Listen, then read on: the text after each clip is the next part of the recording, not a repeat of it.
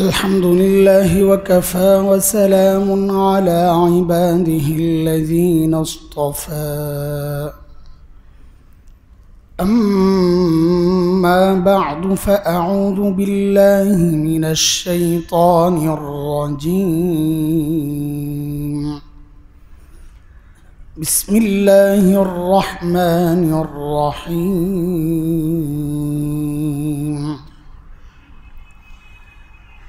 إذ أوى الفتية إلى الكهف فقالوا ربنا آتنا من لدنك رحمة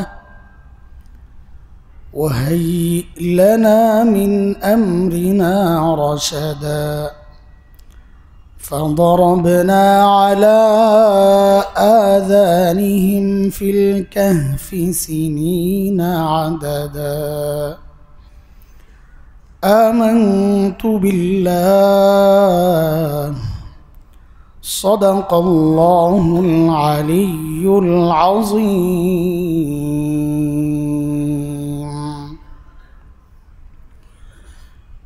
محترم مسلمين الكرام الحمد لله আল্লাহ সুবহানাহু ওয়া তাআলা আমাদেরকে অত্যন্ত ভালোবেসে সর্বশ্রেষ্ঠ রসুল আখিরি পয়গম্বর খাতামুন নবিয়্যিন মুহাম্মদুর রাসূলুল্লাহ সাল্লাল্লাহু আলাইহি ওয়াসাল্লামের উম্মত বানিয়ে আমাদেরকে পাঠাইছেন, আমাদেরকে উম্মত বানিয়েছেন। আল্লাহ তাআলা আমাদের উপর যত নিয়ামত দান করেছেন এর মধ্যে অন্যতম শ্রেষ্ঠ নিয়ামত এটা। কোরআনে আল্লাহ বহু নিয়ামতের প্রসঙ্গে বলেছেন আমি এই নিয়ামত দিছি। কিছু নিয়ামতের ক্ষেত্রে আল্লাহ মান্না, একটা শব্দ আছে আরবি মান্না, অনুগ্রহ করা, খোঁটা দেওয়া। মান্না মানে খোঁটা দেওয়া। যেহেতু আল্লাহর শানে খোঁটা দেওয়া শব্দটা বেমানান, তো মুফাসসিররা এই জন্যে আল্লাহর সাথে যখন এই শব্দের সম্বন্ধ হয় তো মুফাসসিররা খোঁটা দেওয়া অর্থ করেন না, করেছেন আল্লাহ তাআলা অনুগ্রহ প্রকাশ করেছেন। কিন্তু এই শব্দটা সাধারণত কারো উপর যদি দুই রকমের অনুগ্রহ হয়, ছোট বড়, তো বড়টার ক্ষেত্রে ব্যবহার হয়। কথার কথা আমরা কাউকে 100 টাকা দিয়েছি, ওই মানুষটাকে যদি আমি 1 লক্ষ টাকাও দেই তো খোঁটা দেওয়ার সময় আমি বলবো না তোমাকে না একদিন 100 টাকা দিছিলাম। কোনটা বলবো?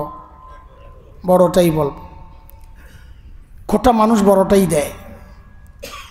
শব্দ যেহেতু খোঁটার, তো আল্লাহ এর আওতায় যে নেয়ামতগুলোর কথা বলেছেন মুফাসসিররা বলেন বুঝে নিবে যে এই নেয়ামতগুলো আল্লাহর দেওয়া বড় নেয়ামত। যেমন ঈমানের নেয়ামতের ক্ষেত্রে আল্লাহ এই শব্দ ব্যবহার করেছেন।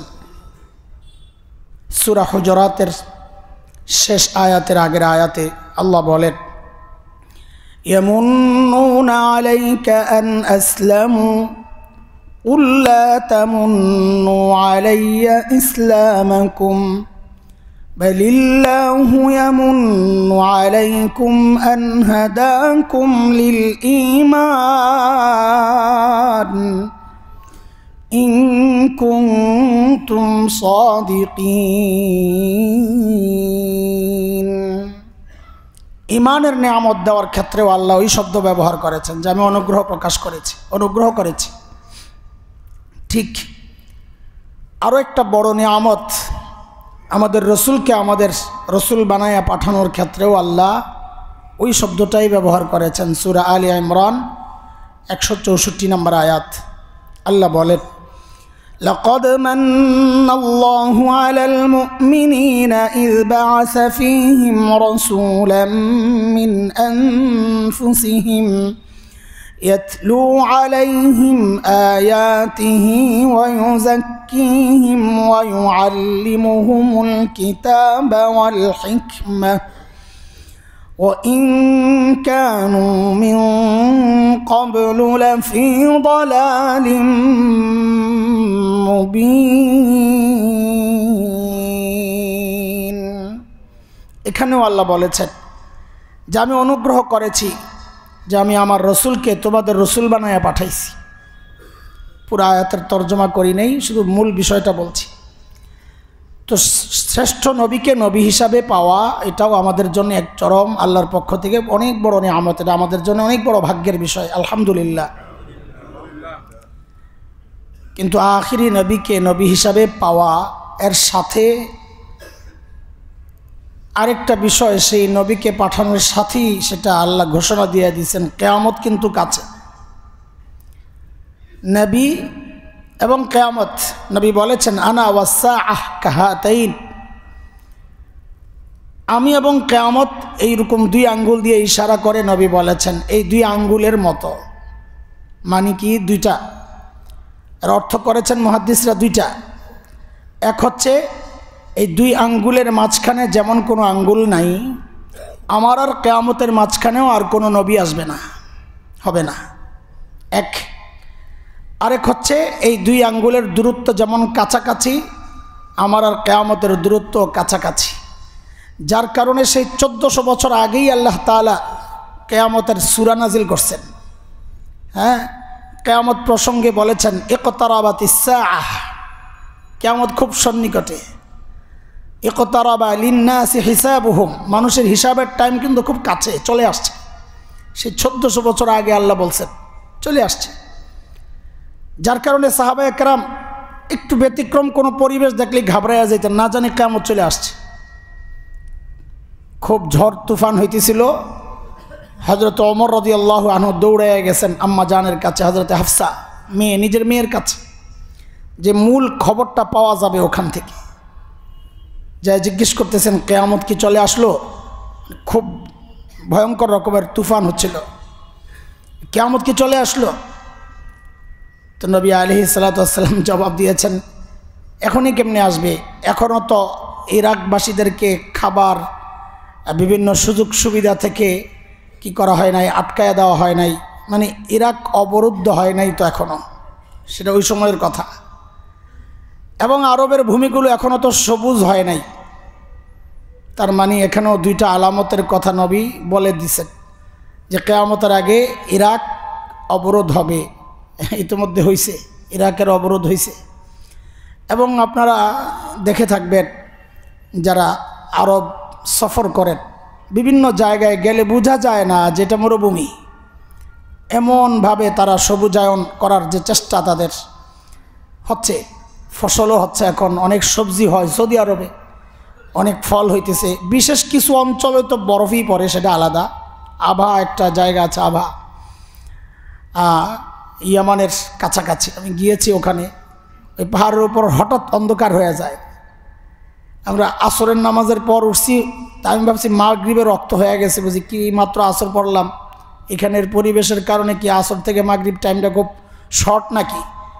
হঠাৎ অন্ধকার হয়ে গেছে, কি ব্যাপার? না না, এই যে মেঘ আসতেছে। তো আমাদেরকে ছুঁয়াই মেঘটা চলে গেল, আমরা ধরলাম আভা মক্কা থেকে 900 বা 1000 কিলো হবে ইয়ামানের দিকে। তো সৌদি আরবও এরকম পরিবেশ আছে, তায়েফে এরকম পরিবেশ, ঠান্ডা লাগে, সুন্দর আবহাওয়া, অথচ মক্কার কত কাছে, তায়েফ তো মক্কার খুবই কাছে। তো আরবের অনেক জায়গায় এরকম বাগান হচ্ছে, এখন আঙ্গুরের চাষ হচ্ছে, আনার হচ্ছে, সবজি হচ্ছে। কুয়েতে বহু সবজির চাষ হচ্ছে, এরা নিজেরা নিজেদের প্রয়োজন মিটাইয়া আশেপাশের আরব রাষ্ট্রগুলো তো আবার এক্সপোর্ট করতেছে। তো এই যে পরিবেশ, এটা নবী আলাইহিস সালাম তো 1400 বছর আগে যা কেউ কল্পনা করে নাই, 1400 বছর আগে যার কল্পনাও কেউ করে নাই, নবী আলাইহিস সালাম বলে গেছেন। এমনভাবে বলেছেন নবী, কিয়ামতের আলামতগুলো যেন নবুয়তের চোখ দিয়া নবী দেখে দেখে বলতেছেন, দেখে দেখে বলতেছেন। একটু কল্পনা করা যায়, সেই 1400 বছর আগে বলেছেন যে মক্কার পেট চিরে রাস্তা বের হবে। তো মক্কার চারপাশে পাহাড়, এই পাহাড় চিরে রাস্তা বের হবে, এইটা 1400 বছর আগে মানুষ তো কল্পনা, মানে কি বলবো, চিন্তায়ও আনতে পারে না, এটা কিভাবে সম্ভব। অথচ আজকের টানেলগুলো দেখলে বোঝা যায় নবী আলাইহিস সালাম কি বলেছেন। চারোদিকে যেভাবে পাহাড়ের নিচে দিয়ে টানেল বের হইছে, যেন আমার নবী ওই টানেলগুলো দেখে দেখেই এই ভবিষ্যৎবাণীগুলো করেছেন। নবী বলেছেন পাহাড় সমান উঁচু বিল্ডিংগুলো হবে। এটা ওই সময়ের কথা যখন মানুষ ভালো অবস্থায় থাকলে একতলার ভবন তারা তৈরি করত, ভালো অবস্থা থাকলে। না হয়তো ওই যে ইসখির এক রকমের ঘাস আছে, ঘাস মক্কায় বা আরবেই হয়, যেই ঘাসটা একমাত্র ঘাস, যেই ঘাস মক্কায় ওঠানো যায়। মক্কায় তো নবী আলাইহিস সালাতু ওয়াস সালাম বলেছেন যে ঘাস ওঠানো যাবে না, কাটা ভাঙ্গা যাবে না, কোনো শিকার করা যাবে না। তো হযরত আব্বাস রাদিয়াল্লাহু তাআলা আনহু এসে বলছেন, ইয়া রাসূলুল্লাহ, এই যে ইসখির ঘাসটা এটা কামারদের কাজে লাগে। কামার লোহা যারা ইয়ে করে, কামারদের কাজে লাগে, আগুন লাগাইতে হয়। তারপরে অনেক সময় ঘরের ছাউনি দেওয়ার জন্য কাজে লাগে, কবরে কাজে লাগে। এইটার ব্যাপারে একটু ছাড় দেওয়া যায় কিনা, বুখারীর রিওয়ায়াতে আসছে। তো নবী আলাইহিস সালাম কিছুক্ষণ চুপ ছিলেন, মানে ওহি আসতেছে আর কি। কিছুক্ষণ চুপ থেকে নবী বলছেন ইল্লাল ইসখির, হ্যাঁ এই ঘাস ছাড়া বাকি সব ওঠানো নিষেধ হারামের মধ্যে। হারাম যে এরিয়া আছে, হারাম, এই হারামের এরিয়ার মধ্যে কোনো গাছ ওঠানো যাবে না। ফল হয় না, তাও কাটাওয়ালা গাছও ওঠানো যাবে না। তুমি নিজে নিরাপদে চলে যাও। শিকার ধরা যাবে না, কোনো পশু পাখি শিকার করা যাবে না। যার কারণে দেখেন না চত্বরের নাম পড়ে গেছে কবুতর চত্বর।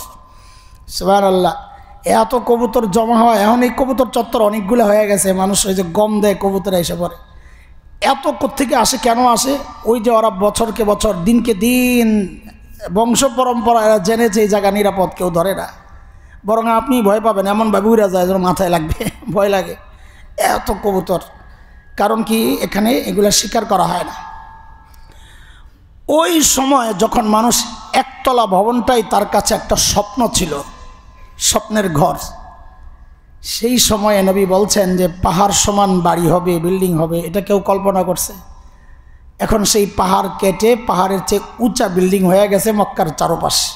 দেখতেছেন না কি একটা অবস্থা?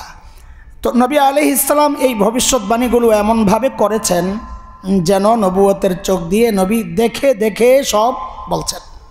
এর প্রত্যেকটা হুবহু এখন বাস্তবায়ন হয়ে যাচ্ছে। কিয়ামতের আলামত যেগুলো আছে, ছোট ছোট আলামত যেগুলো নবী বলেছেন, আমরা, নবী তো নবুয়তের চোখ দিয়ে দেখে দেখে বলেছেন, আমরা এলেমের চোখ দিয়ে নবীর বলা ওই কথাগুলো এখন দেখে দেখে দেখতেছি যে আমাদের চারপাশে ওই আলামত ঘুরতেছে। সব যেন হয়েই গেছে, বড়গুলো ছাড়া। বড়গুলো যখন আসবে তখন তো চূড়ান্ত সময়। দাজ্জাল এক বড় আলামত কিয়ামতের। বাকি দাজ্জাল আসার আগের যেই পরিবেশটা, এটা কিন্তু অটোমেটিক অলরেডি আমরা দেখতে পাইতেছি। দাজ্জাল আসার আগের যে পরিবেশ, দাজ্জালের সংগঠন হয়ে গেছে। দাজ্জালের যে সিম্বলগুলো আছে, এই সিম্বলগুলোর প্র্যাকটিস শুরু হয়ে গেছে। এক চোখ বন্ধ করে এখন হিরু সাজে, দেখেন না? বিভিন্ন হিরু সাজে কি দিয়া? এক চোখ বন্ধ করে এখন সে হিরু। চুল রাখে গাছের শেকড়ের মতো। এখন এটা বিশেষ করে আরব, সৌদি আরবে গেলে দেখা যায় ইয়াং ছেলেপেলে যারা, এদের চুলগুলো দেখলে একদম চোখ বন্ধ করে বলে দাজ্জাল্লা। দাজ্জালের চুল এমন হবে। মানে ওই সিম্বলগুলো এমনভাবে প্র্যাকটিস করানো হচ্ছে যেন দাজ্জাল আসলে মানুষ বুঝে যে এতদিনে আমাদের বসরে পাইছি, যাকে এতদিন ফলো করছি, যার সুরত ধরার চেষ্টা করেছি, এই তো তিনি। হ্যাঁ, এখন সিম্বল দেখায়, দেখেন নাই? বৃদ্ধাঙ্গুলি আর এই যে কনিষ্ঠ আঙ্গুলি দিয়ে এরকম একটা সিম্বল বানায়। এখন কিছু হইলেই তারা এরকম দেখায়। দাজ্জাল যেদিক দিয়ে আসবে, দুই সিং শয়তানের। দাজ্জালের বস তো শয়তান, তো ওই বসের সিম্বল এটা, দুই সিং। ওদিক দিয়ে আসবে। নবী আলাইহিস সালাম বলেছেন এগুলো শয়তানের দুই সিং। তো এই যে সিম্বলগুলো এরা এখন সব একটা একটা করে দেখাইতেছে। হ্যাঁ, বুকের মধ্যে আঁকতেছে উল্কি, এক চোখের উল্কি আঁকতেছে। আরে সৌদি আরবের ওদের যে লোগো আছে এখন, ওদের 2030 এটার যে ওদের ভীষণ যে একটা ওরা পরিকল্পনা নিছে, ওইটার মধ্যেও দেখি এক চোখ, সব জায়গায় এক চোখ। আমাদের বিভিন্ন প্রতিষ্ঠানেও আমরা ইদানিং দেখতেছি এক চোখকে এস্টাবলিশ করার যে চেষ্টা। চ্যানেল আই কেউ থাকলে বললেন লোগোটা চেঞ্জ করতে। চ্যানেল আইয়ের কেউ যদি এখানে থাকেন তো বললেন লোগোটা চেঞ্জ করতে। চ্যানেল আই, মানুষের আই কয়টা? তো ওদের একটা ক্যাট আই, বুঝলাম ঠিক আছে, যে চোখ দিয়া ওরা সব দেখে, তো এক চোখে দেখলে তো সমস্যা। আরে এক চোখা নীতি, এটা তো একটা খারাপ কথা। এটা একটা প্রতিষ্ঠানের লোগো কী করে হয়? আমরা তো এটা খারাপ জায়গায় ব্যবহার করি, এক চোখা নীতি, যে শুধু এক পক্ষ দেখবে। এই জন্য চ্যানেল আইয়ের কেউ এখানে থাকলে আপনাদের কর্তৃপক্ষের সাথে বললেন যে আমাদের চোখ তাড়াতাড়ি আরেকটা লাগান, চোখ লাগান, অসুবিধা কি? আল্লাহ, এক চোখা নীতি এটা কোনো ভালো সিম্বল না, এটা দাজ্জালের সিম্বল। আপনারা ওই উদ্দেশ্যে হয়তো লাগান নাই বা লাগাইছেন জানি না আমরা, কিন্তু বাহ্যিকভাবে কেউ যদি অভিযোগ তোলে তা আপনারা বিব্রত হবেন। তো এই বিব্রত হওয়ার আগেই কাম সেরা ফেলান, চোখ হয়তো সরান আর না হয় আরেক চোখ লাগান, সমস্যা কি? আমরা আপনাদেরকে অভিযুক্ত করছি না, ভুল বুঝবেন না। কেউ যদি অভিযোগ করে তা আপনারা কী জবাব দিবেন? সেই জন্যে বলছি, পরামর্শ, হিতাকাঙ্ক্ষীর পরামর্শ এটা, আপনাদেরকে অভিযুক্ত করছি না। কারণ আপনাদের মালিক পক্ষের একটা অংশের সাথে আমাদের খুব ভালো সম্পর্ক আছে, যারা আগের থেকে আমাদের এখানে, আমাদের এক বড় প্রিয় মানুষ ছিলেন আব্দুল মালিক স্যার, যারা এই ল্যাবরেটরি স্কুলে ইংরেজি পড়ছ এখানে যারা আছে, পুরাতন এই ইদানিংকার না, পুরাতন যারা আছেন, যারা এই গভর্নমেন্ট ল্যাবরেটরি স্কুলেতে পড়ছেন, মালিক স্যারকে না চেনার কেউ নাই। সবচেয়ে ভালো স্যার, ছাত্রদের সবচেয়ে প্রিয় স্যার ছিলেন মালিক স্যার। ওনার ভাই ইনসেপ্টার, যিনি এমনি ছিলেন বা আছেন এখন, আমার অনেক দিন ধরে যোগাযোগ নাই, ওনাদের সাথেও চ্যানেল আইয়ের সম্পর্ক। আমাদের সাথে খুব মুসল্লি হিসাবেও পারিবারিকভাবেও আসা যাওয়া এরকম সম্পর্ক। কাজেই হিতাকাঙ্ক্ষী হয়েই বলতেছি যে আপনারা আপনাদের লোগো চেঞ্জ করেন, কারণ এটা সারা দুনিয়ায় এই এক চোখের লোগোকে প্রতিষ্ঠিত করার একটা ফিকির চলতেছে। হ্যাঁ, বিভিন্ন গানে এখন যে সিম্বলগুলো দেখায় ওরা, এগুলো আমরা বুঝি এগুলো শয়তানির সিম্বল, দাজ্জালি সিম্বল। শিংওয়ালা প্রাণী এখন খুব, আমরা মাঝে মাঝে জায়নামাজের মধ্যে দাঁড়াইলে আমার মাথা নষ্ট হয়ে যায়। জায়নামাজ বিভিন্ন জায়নামাজে দেখি এখন দাজ্জালের বিভিন্ন সিম্বল ফুটে ওঠে। আপনাদের কাছে তো এত, আমাকে একজন বলছে যে এটা আপনার মানসিক সমস্যা। হ্যাঁ ভাই, কী করবো, দাজ্জালের ভয় ঢুকছে, এখন মানসিক সমস্যা হয়ে গেছে, আমি কী করবো? হ্যাঁ, আমি তো খালি এই ছবি দেখি। আমাদের এই যে এখানেও দেখছিলাম সরানো হয়েছে, এখানে একটা ছিল জায়নামাজ, একদিন সেজদা দিতে যায় দেখি, হায় খোদা, আমার মাথার সামনে দাজ্জাল এক সিম্বল আমার জায়নামাজের মধ্যে, কোন জায়গায় ঢুকেছে? তো চেঞ্জ হয়েছে আলহামদুলিল্লাহ।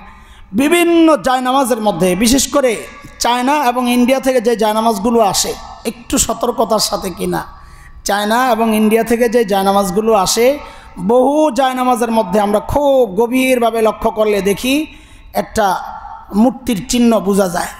মোটামুটি দুই চোখ, জাগা মতো একটা ফোঁটা, মানে নাকের জায়গায় ফোঁটা ঠিকই আছে, একটু লম্বা, চোখের জায়গায় দুই ফোঁটা ঠিকই আছে, একটু লম্বা, দুই শিঙের জায়গায় একটা ফুলের একটা পাপড়ির মতো উঠাইয়া দিছে, সব জায়গা মতো ফিট করে দিলে এমন সুন্দর ফুল করতে গেল, এত সুন্দর ফুল কোত্থেকে আসলো যে সব জায়গা মতো ফোঁটাগুলো আছে, মুখের জায়গায়ও ফোঁটা, চোখের জায়গায়ও দুই ফোঁটা। কেন দুই ফোঁটা নিচে হইতে পারলো না? দুই ফোঁটা যেটা মাথা বরাবর দিছ, ওই দুই ফোঁটার নিচে হইতে পারলো না? নিচে তো ঠিকই এক ফোঁটা দিছ, আবার একটু চ্যাপটা করে দিছ, কি ঘটনা কি? সবই তো ঠিক আছে, কিন্তু আমাদের মাথায় এগুলো ঢুকে না। আমরা মনে করি যে এই অতি বইলে এটারে তাচ্ছিল্যে। ও ভাই, 1400 বছর আগে সাহাবায়ে কেরাম পরেশান হয়ে যেতেন। ইবনু সৈয়াদ এক অদ্ভুত চরিত্র প্রকাশ পাইছিল, সে উল্টাপাল্টা বলতো, মাঝে মাঝে দাজ্জালের একটা ভাব তার মধ্যে দেখা দিত। নবী আলাইহিস সালাম নিজে সাহাবীদেরকে নিয়ে দেখতে গেছেন, দেখি তো দাজ্জাল কিনা। চিন্তা করা যায় ওই সময়ও সন্দেহ হয়েছে যে দাজ্জাল আইসা বলল কিনা, সেই 1400 বছর আগে। আর আমরা এখন নিশ্চিন্তে বসে রয়েছে, আর এটা বহু দেরি আছে। এগুলা সব অনুমান নির্ভর। আরে ভাই, অনুমান যদি মিলে তো আপনার সতর্ক হইতে সমস্যা কি? হয়তোবা না একটা সাপ দেখছেন, সন্দেহ লাগতেছে এটা কি প্লাস্টিক না তাজা, দেখতে তাজার মতো লাগে, কিন্তু এমনি পরে থাকবে কেন? তা আপনার হিম্মত জ্বর মুখটার মধ্যে যায় হাতটা দিয়া লাড়া দিয়া দেখি যে কামড় দেয়নি। হ্যাঁ, এটা করবে না, দূর থেকে লাঠি দিয়া গুঁতা দিয়ে দেখবেন। হ্যাঁ, তো ওই জায়গায় তো ঠিকই বিশ্বাস করতেছেন, কিন্তু যখন এই আলামতগুলো আমার নবী বলেন তখন আমার কাছে মনে হয় যে এগুলো অনুমান নির্ভর কথাবার্তা। আমার নবী অনুমান নির্ভর কথাবার্তা বলেন নাই, তিনি আল্লাহ কর্তৃক অনুমান পায়া, আল্লাহ কর্তৃক ইশারা পেয়ে এবং আল্লাহ যেভাবে বলেছেন নবী ওইভাবেই প্রকাশ করেছেন। যার কারণে আমার নবী আলাইহিস সালাতু ওয়াস সালাম যতগুলো ভবিষ্যৎবাণী করেছেন সবগুলো একদম আমরা যেমন বিশ্বাস করি দুয়ে দুয়ে চার হয়, আমরাও বিশ্বাস করি আমার নবীর প্রত্যেকটা কথা ওইভাবে হুবহু মিলবে। বরং কখনো আপনাদের নিয়ম পাল্টাইতে পারে যে দুয়ে দুয়ে পাঁচ হবে এখন থেকে, ওইটা সম্ভব, কিন্তু আমার নবী যা বলেছেন তা এদিক ওদিক হওয়ার কোনো সম্ভাবনা নেই। এটা যে বিশ্বাস করবে না তার ইমানই তো থাকবে না, তার ইমানই থাকবে না। নবী আলাইহিস সালাম এমন অনেকগুলো আলামতের কথা বলেছেন। হায়, এই সমাজ এখন পুরাপুরি এই সব আলামত আমাদের সামনে উপরে দিছে, উপরে সবগুলো দেখতেছি। নবী আলাইহিস সালাম বলেছেন, ইযা বুসিদাল আমরু ইলা গায়রি আহলি ফান্তাযিরি সাআহ। দায়িত্ব যখন অযোগ্য লোকের হাতে চলে যাবে তখন কিয়ামতের অপেক্ষা করতেই পারো, মানে চলে আসছে কিয়ামত খুব শিগগির। সারা দুনিয়ায় এমন একটা দেশ দেখাইতে পারবেন না, সারা দুনিয়ায় হয়তো বাদ দিলে আফগানিস্তান রে বাদ দিতে পারেন, এছাড়া কোনো রাষ্ট্র ক্ষমতায় ভালো মানুষ আছে দেখাইতে পারবেন না। সারা দুনিয়ায় খুঁজে দেখেন, শুধু একমাত্র একটারে বাদ দেওয়া যায়, কোনটা? বাইরে হয় না, না মুখ থেকে বের হইতে চায় না। কারণ ওই যে ওরা যা বলছে বিশ্বাস করছেন যে এতদিন। আমেরিকা ইহুদি নিয়ন্ত্রিত মিডিয়া আপনাকে যা বয়ান দিছে আপনি ওইটাই গিলছেন এতদিন। আবার ওরা যা বয়ান দিছে আমাদের দেশের বয়ানিরা ওইটার সাথে আরো মরিচ লবণ লাগায় আপনার সামনে পেশ করছে। ওরা যদ্দূর বলে নাই তার চেয়ে বেশি আরো বলছে আমার মিডিয়া আপনার সামনে। ওগুলা শুই না, ওগুলা দেখা হায় আপনি জানেন তালেবান মানি এক সন্ত্রাসী চেহারা, তালেবান মানি নারী নির্যাতনকারী এক চেহারা, তালেবান মানি নারীদের অধিকার ক্ষুণ্ণকারী এক চেহারা। আয় আপনার মাথায় ওইটা আসে না, তালেবান মানি আল্লাহর জমিনে আল্লাহর দিন প্রতিষ্ঠা করার এক চেহারা, ওইটা আপনাদের মাথায় আসে না। কারণ কি? বয়ান শুনছেন তো সবসময় ইহুদিদের বয়ান, বয়ান শুনছেন ইসলামের বিদ্বেষী যারা ওই মুশরিকদের বয়ান, তাদের বানানো চ্যানেলের বয়ান আপনারা শুনছেন এতদিন। তো আপনার মাথায় ওইটা সেট হয়ে গেছে, এখন ওইটা শুনলে একটা আতঙ্ক লাগে। না না না, আপনারা যা শুনছেন এটা সত্য না। সত্য হচ্ছে সারা দুনিয়ায় কোনো ইনসাফের ক্ষমতা যদি থাকে, ইনসাফ হচ্ছে মূল, আমাদের সমস্ত ধর্মের মূল হচ্ছে ইনসাফ। আরে জুলুম শিরিক যে করে মানুষ, এখানেও বেইনসাফি করেই শিরিক করে, দিছেন একজন পূজা করে আরেকজন। শিরিকটাও ইনসাফের মূল প্রতিপক্ষ। জুলুম, শিরিককে বলা হয়েছে সবচেয়ে বড় জুলুম, শিরিককে বলা হয়েছে সবচেয়ে বড় জুলুম। ইন্না শিরকা লাযুলমুন আযীম, হযরত লুকমান বলেছেন ইন্না শিরকা লাযুলমুন আযীম, শিরিক হচ্ছে সবচাইতে বড় জুলুম। আমরা আরবিতে জুলুমের অর্থ পড়ছি ওয়াজউশাই আলা গায়রি মাহাল্লি, যেটা যেখানে রাখা দরকার ওখানে না রাখাই হচ্ছে জুলুম, যেটা যেখানে রাখা দরকার ওটা না রাখাই হচ্ছে জুলুম। ইবাদতের জায়গায় শুধু থাকবেন আল্লাহ, এখানে অন্য কাউকে রাখাই জুলুম, এবং এটা সবচেয়ে বড় জুলুম। এই জন্য ইনসাফ যদি দেখতে চান তো কোরআনের শাসন ছাড়া, দিন এর শাসন ছাড়া ইনসাফের শাসন কোনোভাবেই সম্ভব না। কারণটা একচোখা, এক নীতি, ক্ষমতাবানরাই ক্ষমতায় যায়, লুটেরারাই ক্ষমতায় যায়, পেশি শক্তি না থাকলে ক্ষমতায় যাওয়া যায় না। সারা দুনিয়ার হাল এটা, শুধু বাংলাদেশ বলে লাভ কি, সারা দুনিয়ার অবস্থাও তাই। এখনও যারা ক্ষমতায় যেতে চায় আমরা দেখতেছি আগের থেকে পেশি শক্তির প্রদর্শনী শুরু হয়ে গেছে। কেউ বললে উল্টা আবার পাল্টা হামলা করে, আপনারা ওইটা দখল করছেন, ওইটা দখল করছেন। আর ভাই আমার বাড়ি আমি ঢুকছি, আমি বলে দখল করছি, তখন দেখি কারবার। আমি আর ভাঙ্গাচুরা বলতে চাই না, কারণ আপনারা নিজেরা ভাষা লাগবেন, গণ্ডগোল থাক, কিন্তু এগুলো আমাদের ভালো লাগতেছে না। আপনাদেরকে আমরা ভিন্ন জায়গায় দেখতে চাই। হ্যাঁ, একজনকে সরাইছি তার মানে এটা না আপনারে সুযোগ করে দেওয়ার জন্য সরাইছি, না না, কাউকে সরাইয়া কাউকে বসানোর জন্য সরানো হয় নাই। এদেশকে সংস্কারের জন্য একজনকে সরানো হয়েছে, এই দেশকে জুলুম মুক্ত করার জন্য একজনকে সরানো হয়েছে, এই দেশে ইনসাফ প্রতিষ্ঠার জন্য কাউকে সরানো হয়েছে। আরেক জালিমকে বসানোর জন্য এই ছাত্ররা রক্ত দেয় নাই। এই ছাত্রদের রক্তের উপর দিয়ে কোনো জুলুমের হুকুমত বাংলাদেশে কায়েম হতে দেওয়া হবে না, দেওয়া হবে না ইনশাআল্লাহ। এত সহজ না, প্রয়োজনে আরো রক্ত ঢালা হবে, তাও বাংলাদেশে কোনো জালেমের আমরা দেখতে চাই না। সতর্ক হয়ে যাক, নিজেদের ভিন্ন চেহারা জাতির সামনে প্রকাশ করেন না। আল্লাহর রাস্তায় আপনাদের পায়ে হাত রেখে বলি, নিজেদের ভিন্ন চেহারা আমাদেরকে দেখায়েন না। আমরা আপনাদের কাছে অনেক কিছু আশা করি, এদেশের মানুষের আশার জায়গায় আপনারা আঘাত করেন না। তাহলে চিরদিনের জন্যে যাদেরকে তাড়ানো হয়েছে তাদের ভিত্তি অনেক মজবুত ছিল, তাদের ইতিহাস আছে, ঐতিহ্য আছে, ছিল অনেক অবদান।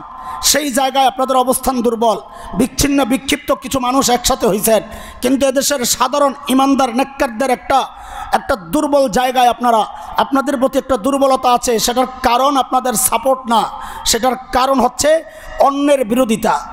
অন্যের বিরোধিতার অটোমেটিক সাপোর্ট আপনারা পাওয়া যান। একজনের বিরোধিতা করতেছি তো আরেকজনকে সাপোর্ট তো দেওয়া লাগবে। এই জন্য এদেশের অধিকাংশ মানুষ আপনাদেরকে সাপোর্ট করে বা একটা ভালো অবস্থানে আপনারা আছেন। কিন্তু যদি ওই রকম চেহারাই দেখান তাহলে এক জায়গায় রেখা সব ভাষায় দেওয়া হবে বঙ্গোপসাগর। আমরা এখন নতুন এক বাংলাদেশ দেখতে চাই ইনশাআল্লাহ, সেটা ইমানদারদের বাংলাদেশ দেখতে চাই ইনশাআল্লাহ, কোরআনের বাংলাদেশ দেখতে চাই ইনশাআল্লাহ। ইনশাআল্লাহ ইনশাআল্লাহ ইনশাআল্লাহ ইনশাআল্লাহ আল্লাহ কায়েম করে দিবেন ইনশাআল্লাহ। শুধু কোরআনওয়ালারা এক থাকলেই হবে ইনশাআল্লাহ। আমাদের ছোট্টখাট্ট বিষয়গুলো নিয়ে আমাদের বড় ধরনের ঝামেলা না হয়ে যায়। আমাদের নিজেদের ছোট ছোট বিষয় আমরা নিজেরাই সেরে নিব। কোরআনী হুকুমত যারা চায় বাংলাদেশে সবাই এক থাকুক, এটা আমরা চাই। আপনারাও থাকেন আমাদের সাথে, অসুবিধা কি ইনশাআল্লাহ। এই দেশের মূল, এই দেশকে ভালোবাসে, এটার মূল হচ্ছে ইসলাম। এবং আরেকটা নতুন যুক্ত হয়েছে, এটা আমরা আগের থেকেই বলতেছি, আপনারা নেন নাই, এখন নিচ্ছেন। সেটা হচ্ছে ভারতকে শত্রু রাষ্ট্র চিন্তা করা। এটা যে চিন্তা করবে সে হচ্ছে প্রকৃত দেশপ্রেমিক। এটা 100% সত্য কথা, এখানে কোনো লুকোচুরি নাই। ভারতকে কেউ আপনজন ভেবে সে নিজেকে দেশপ্রেমিক দাবি করবে, এটা হইতে পারে না, এটা অসম্ভব। আমার শত্রু রাষ্ট্র কোনোদিন আমার বন্ধু হতে পারে না। বলে শত্রু কেন বলেন? পাশের রাষ্ট্র সুসম্পর্ক রাখা। আমি বলি নাই, আমার আল্লাহ বলেছেন। কে বলেছেন? আল্লাহ বলেছেন, ওয়ালা তাজিদান্না আশাদ্দান নাস আদাওয়াতাল লিল্লাযিনা আমানুল ইয়াহুদা ওয়াল্লাযিনা আশরাকু। ইহুদি এবং যারা শিরক করে এরা হচ্ছে মুমিনদের, ইমানদারদের সবচেয়ে বড় শত্রু। আল্লাহ বলছেন শত্রু, আমার বন্ধু কি করে হয়? হ্যাঁ, কত আমাদের জন্য হিতাকাঙ্ক্ষী, সুবহানাল্লাহ। এই কথা শয়তান আমার বাবা মারে ধোকা দেওয়ার ক্ষেত্রেও বলছিল, ওয়াকাসামাহুমা ইন্নী লাকুমা লামিনান নাসিহিন। আরে হুজুররা আমারে ভুল বুঝে আদম আর হাওয়ারে বলতেছে, আমারে ভুল বুঝলেন। শয়তান বলে আমি আপনাদের হিতাকাঙ্ক্ষী, আল্লাহর কসম খায়া বলি সুবহানাল্লাহ। আমাদের কি হিতাকাঙ্ক্ষী? আমাদেরকে পেঁয়াজ দেয়, আলু দেয়, চিনি দেয়, গরু দেয়। সুবহানাল্লাহ। কিছু হইলি বলে দম না, আটকাই দিব দে। এমন বস্তা সামনে কান্দে, দাদা কেন কাঁদছেন? কাঁদছেন কেন? বাংলাদেশিরা তো পেঁয়াজ নিচ্ছে না দাদা। খা, নিজেরা খাওয়ার মতো সেই মুরুদ নাই, সেই রুচিও নাই। কাঞ্জুসের হাড্ডি এগুলা। যায়া দেখেন, যায়া আমরা ছিলাম ভাই, আপনারা তো চিকিৎসা করাইতে যান, আরও তো লম্বা সময় লেখাপড়ার কারণে লম্বা সময় ছিলাম ওখানে। দেখছি ভালো কিছু রান্না করলে খালি তাকায় দেখি, দোস্ত আ যাও আর দৌড় মেরে চলে আসতো। একটু ভালো কিছু রান্না করলে আশেপাশের যেগুলো আছে ভিন্ন সোবা বলে কি প্রদেশ, বিশেষ করে বিহারের, কলকাতার এগুলা, হ্যাঁ সুবহানাল্লাহ, আমাদের সাথে ওরা একটু বেশি মিশত, কাছাকাছি যেহেতু। ভালো একটা কিছু রান্না করলে খালি তাকায়া থাকতো, কোন সময় খালি ডাক পড়ে, সুবহানাল্লাহ। তা আমরা এমনভাবে তাকায়া থাকতো, বুঝতাম যে খাইলে আমার শেষ অবস্থা, ওরা না নিয়ে খাইলে। দোস্ত আ যাও বলতে দেরি, লাভ দিয়ে উঠতে দেরি নাই। হালত হচ্ছে এই, যা দিত মাদ্রাসার থেকে খালি ওইটা খাইয়েই কোনো রকম বাঁচত। আর ওই বাংলাদেশিরা কিছু রান্না করলে যদি দাওয়াত পায়, এই হালত ওদের। তো ওরা এই এক ডিমের সাথে এক পেঁয়াজ, এটা বাংলাদেশিরাই খায়, আর দুনিয়ার কেউ খায় না। আলহামদুলিল্লাহ, আমাদের এই মানুষ যে খাওয়ার ব্যাপারে মাশাআল্লাহ এতটা উদার, এটা দুনিয়ার কোথাও আপনি দেখবেন না। এত আইটেমের খাবার কেউ করে না, এত আইটেমের খাবার দুনিয়া কেউ করে না। 1-2 আইটেম দিয়ে খানা চলে। খানার ব্যাপারে আমরা মাশাআল্লাহ খুব মাস্তান। হ্যাঁ, তো ওরা যখন হুমকি দেয় আমার হাসি পায়, কারণ ওদেরকে চিনি। তুই হুমকি দিয়ে কী করবি, কই পাঠাবি এগুলা, তোর এই জিনিস কে কিনবে?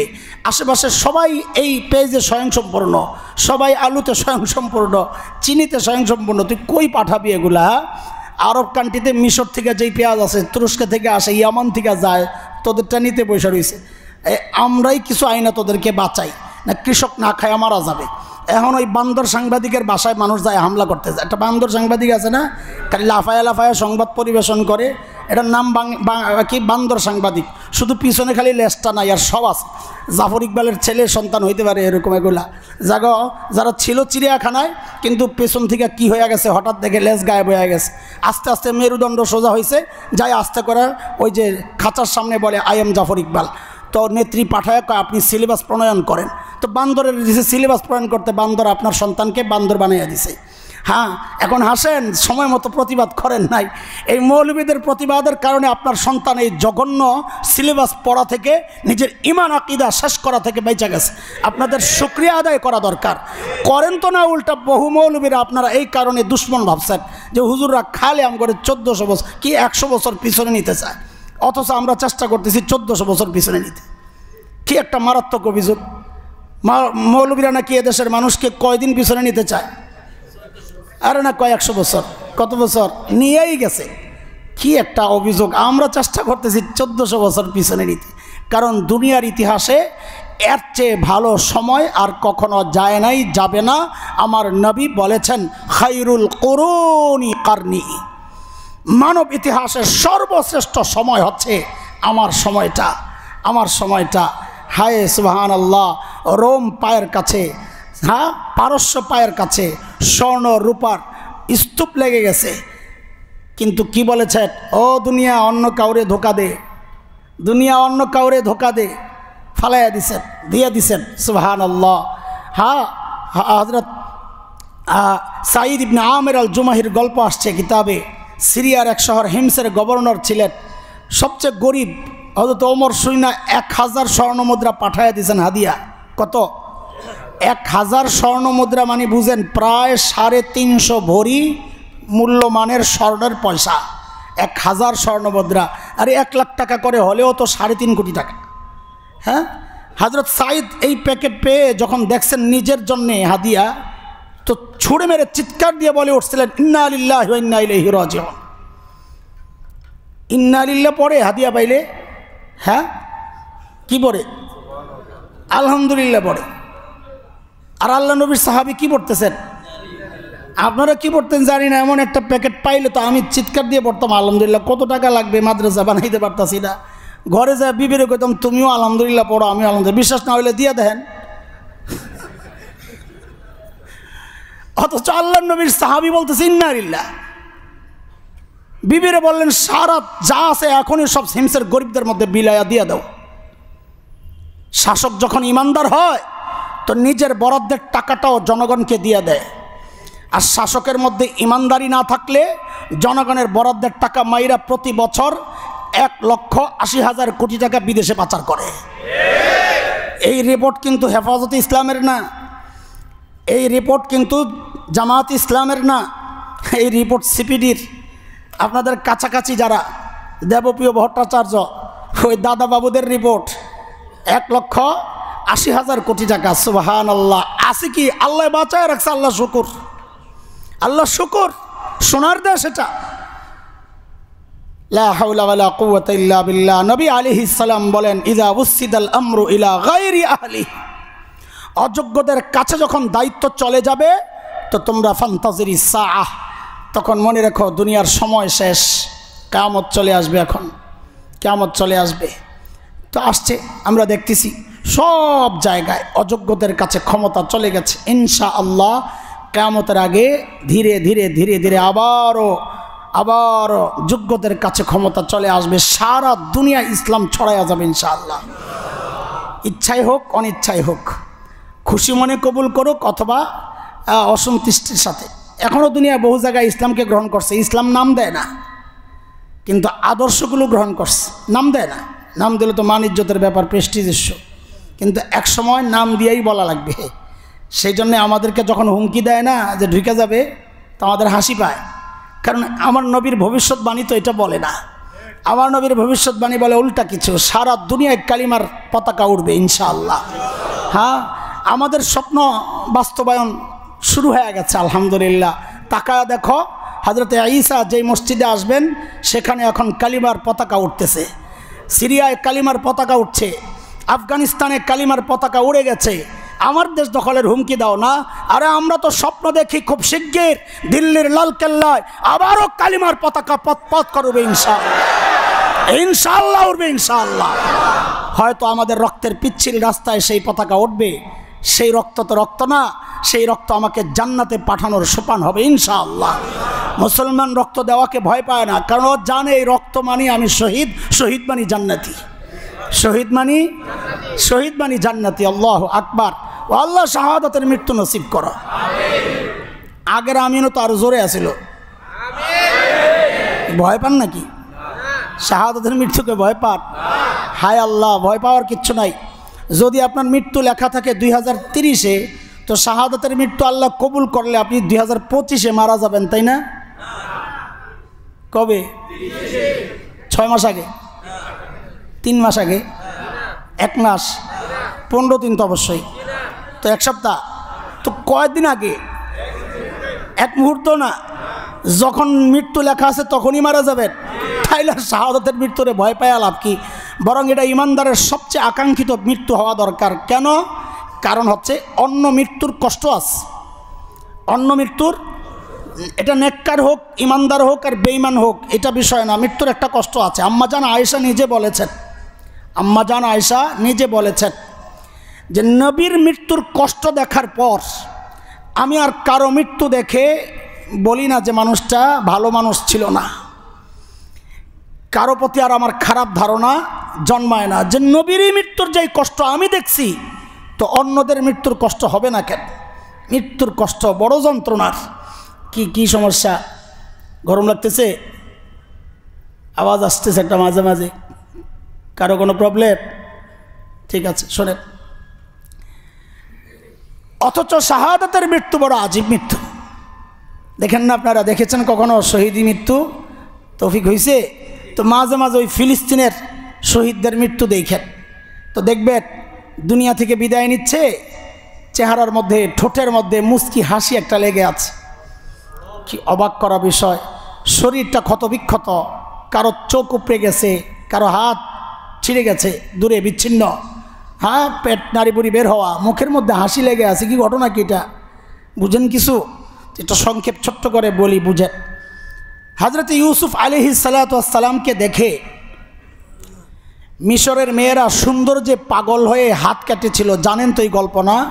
সূরা ইউসুফে আসছে। আল্লাহ বলেন, অকত্তানা আইদিয়াহুন ওয়াকুলনা হাশা লিল্লাহ মা হাযা বাশারা ইন হাযা ইল্লা মালাকুন কারীম। হযরত ইউসুফের সৌন্দর্যে পাগল হয়ে বলতেছে, এটা মানুষ না, মানুষ এত সুন্দর হয় নাকি? এটা সম্মানিত ফেরেশতা। একটু ফ্যানটা যা, এটা সম্মানিত ফেরেশতা। এই কথা বলে তাকায় তাকায় আর হাত কাটে, তাকায় তাকায় হাত কাটতেছে। আচ্ছা বলেন তো, এই যে হাত কাটতেছে ব্যথা পায় না? ব্যথা পায় না? এটা রক্তে মাংসের মানুষ না? হায়াত জীবন আছে না? আছে তো, হাত কাটতেছে যে ব্যথা পায় না? বলে পায়। কিন্তু একটা কথা আছে না, পাগলের বিষ নাই? আছে, বলে পাগলের বিষ নাই। ওই যে সুন্দর যে পাগল যে হয়েছে, এমন হয়েছে যে এখন ব্যথা লাগে না, খবর নাই, পাগল হয়ে তাকায় কয় এটা কি মানুষ? এত সুন্দর। আচ্ছা একটু বলেন তো, হযরত ইউসুফ কি তাদের দিকে তাকাইছিলেন? হ্যাঁ, তাকান নাই না? প্রশ্নই আসে না, কারণ হযরত ইউসুফ কি নবী, নবুয়তের আগেও কোনো নবী গুনাহ করেন নাই, নবুয়তের পরেও গুনাহ। আবার হযরত ইউসুফ সম্পর্কে তো আল্লাহ আলাদা করে বলেছেন, সূরা ইউসুফের 24 নম্বর আয়াতে বলেছেন, কাযালিকা লিনাসরিফা আনহু সুআ ওয়াল ফাহশা। আমি ইউসুফকে অন্যায় অশ্লীল কাজ থেকে বাঁচাইয়া দিছি। আল্লাহ নিজে যাকে বাঁচাইছেন তিনি গুনাহ করেছেন, এটা তো প্রশ্নই আসে না। হযরত ইউসুফ কিন্তু তাকান নাই। তাহলে তাকানো কয় পক্ষ বলেন একটু? কয় পক্ষ? এই যে এক পক্ষের দৃষ্টি, এটা বৈধ না অবৈধ? হ্যাঁ, অবৈধ। কারণ হযরত ইউসুফ তো তাদের না ছিলেন স্বামী, না ভাই, না বাবা, না মামা, না চাচা, হ্যাঁ কিছুই না। তো এক পক্ষের অবৈধ দৃষ্টি পড়ছে, এতেই পাগল হইয়া হাত কাটে, খবর নাই। শহীদ যখন দুনিয়া থেকে বিদায় নেয় তখন দৃষ্টি আর এক পক্ষের থাকে না, 3 পক্ষের দৃষ্টি বিনিময় চলতে থাকে। কি সেটা? যে শহীদ যখন দুনিয়া থেকে বিদায় নেয় তখন শহীদ দেখে জান্নাতের হুর গিলমান ওরে ডাকতেছে, ওয়েলকাম প্রিয়, জলদি আসো। হুর গিলমানের দিকে তাকায়া থাকে, হুর গিলমান শহীদের দিকে তাকায়া থাকে। এই 2 পক্ষের বৈধ দৃষ্টি বিনিময়, কি এটা? বৈধ দৃষ্টি বিনিময় চলছে 2 পক্ষের। এর মধ্যে আল্লাহ তাআলা আরশ আজিম থেকে ওই 2 পক্ষের দৃষ্টি বিনিময় দেখে রহমতের হাসি হাসতে থাকেন। এই 3 পক্ষের দৃষ্টি বিনিময় যখন চলে তখন শহীদ দুনিয়া থেকে যাচ্ছে। আরে দুনিয়ায় হযরত ইউসুফের দিকে তাকাইছিল এক পক্ষের মেয়েরা, তাও ছিল সেটা অবৈধ, সেখানে কাটাকাটি হইল, খবর নাই। আর এইখানে বৈধ 3টা পক্ষের দৃষ্টি বিনিময় চলছে, এইখানে খবর থাকবে কোত্থেকে? তাই তো শহীদ দুনিয়া থেকে বিদায় নেয়, কাটাকাটি চলে, শরীর বিচ্ছিন্ন হয়, কিন্তু শহীদের মুখের মধ্যে একটা মুস্কি হাসি লেগে থাকে। আল্লাহ শাহাদাতের মৃত্যু নসিব করো।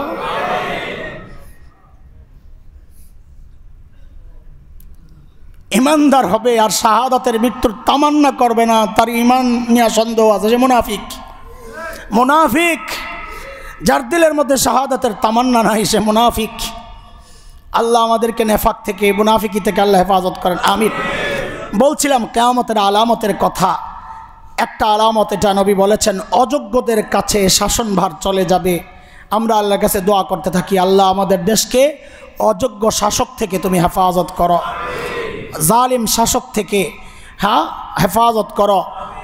আমাদের শত্রু যেই সমস্ত দেশ, তাদের দালালি, তাদের পদলেহন, তাদের পক্ষ হয়ে কাজ করা এমন লোকদের থেকে এই দেশকে তুমি হেফাজত করো, আমিন। 2 নম্বর নবী আলাইহিস সালাম বলেছেন, 2 নম্বর মানে সিরিয়ালের 2 নম্বর, আমি এমনি বলছি, কয়েকটা বলা উদ্দেশ্য ছিল, একটাই তো বললাম, আর 1-2টা বলি, সামনে আবার বলবো ইনশাআল্লাহ তাআলা। নবী আলাইহিস সালাম বলেন, কিয়ামতের আগে এগুলোও দেখা দিবে কি, জাকাতকে মানুষ জরিমানা মনে করবে। এটার এক অর্থ তো সরাসরি জাকাত, আর অন্যভাবে যদি নেই তাইলে এইভাবে নেওয়া যায়, দ্বীনি কাজে খরচ করাকে মানুষ জরিমানা মনে করবে, কিন্তু দুনিয়ার কাজে, গুনার কাজে খরচ করাকে গর্বের মনে করতেছে। এখন আপনি দেখেন খেলা চলতেছে, কি শুনলাম, কোন গায়ক আনছে, তাকে নাকি কোটি কোটি টাকা দিতে হয়েছে। চিন্তা করা যায়, কোটি কোটি টাকা দিতে হয়েছে একজন গায়ককে। হ্যাঁ, নাউজুবিল্লাহ মিন যালিক। কাদের টাকা এগুলা?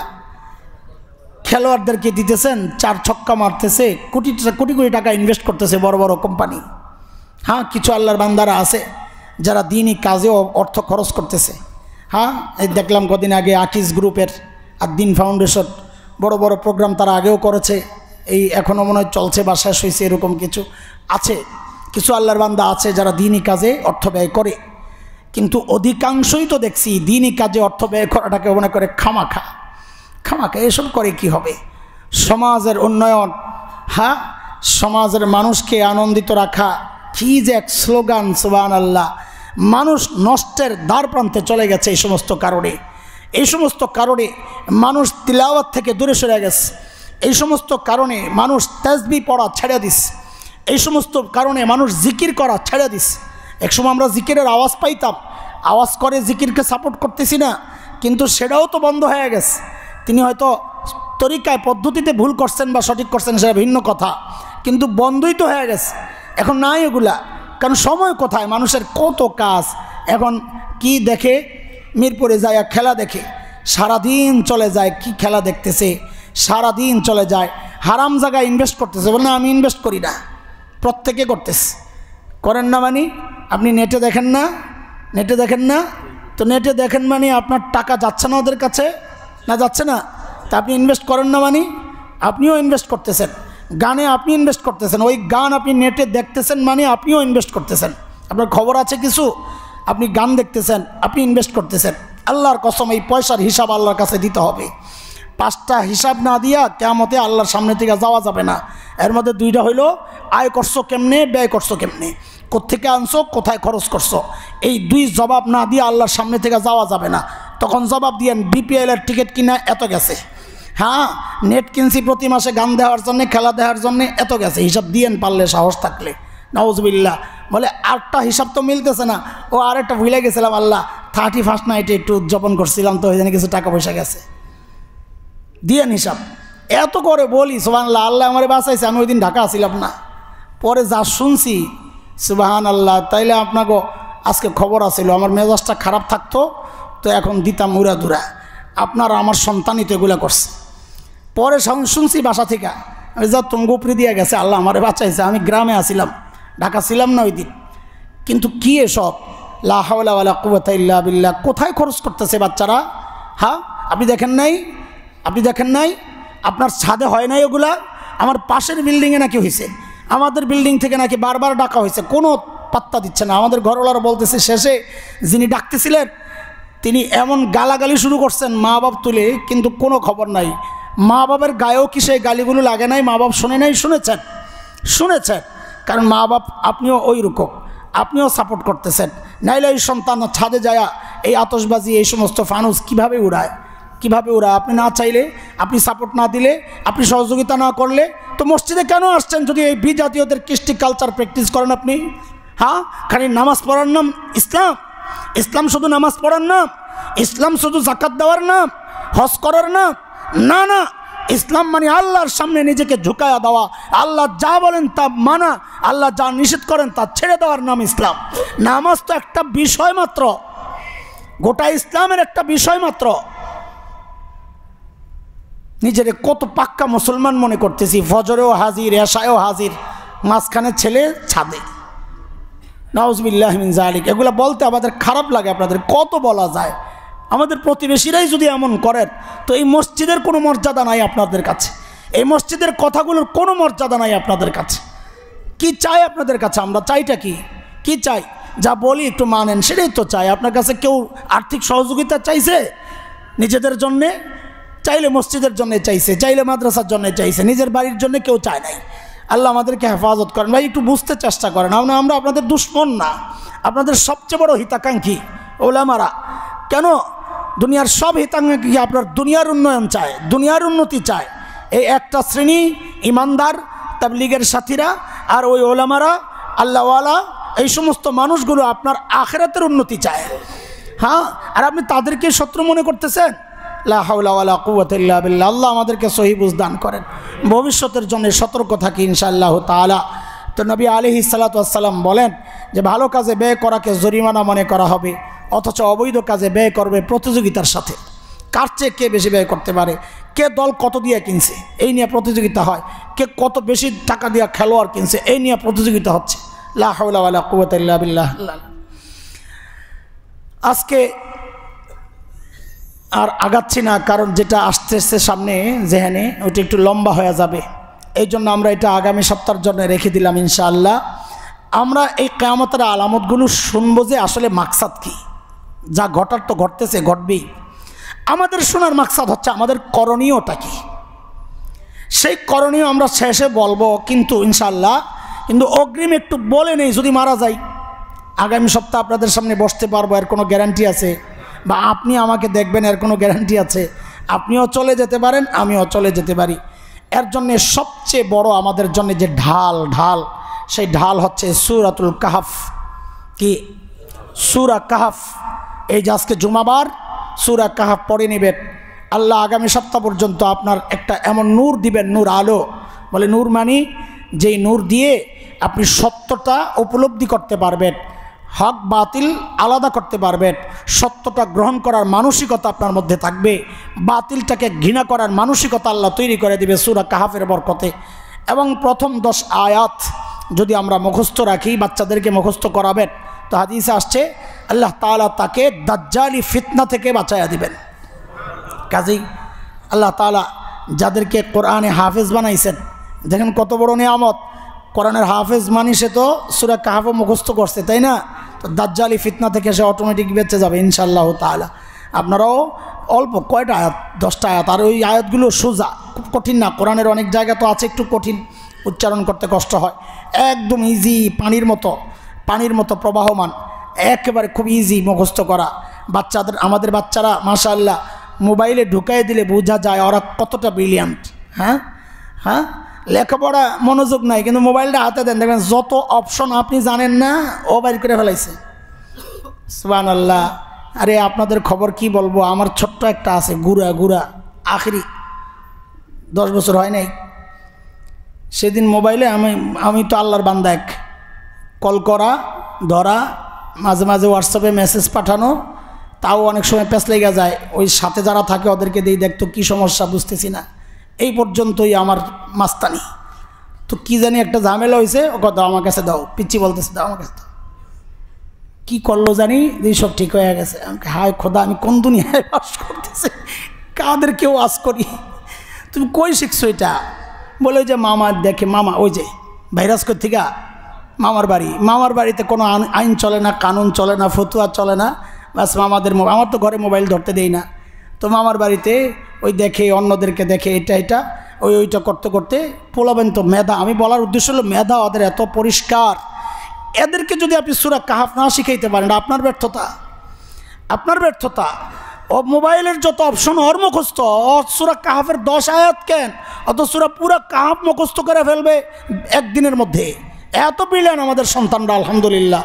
একটু ফিকির করেন, ইনশাআল্লাহ বাকিটা আমরা। আর বর্তমান কাহাফ হিসাবে একটা সূরা কাহাফ যাদেরকে নিয়ে, যেই যুবকদেরকে নিয়ে যারা ঈমান বাঁচানোর জন্য গুহায় ঢুকছিল, কাহাফ মানে গুহা।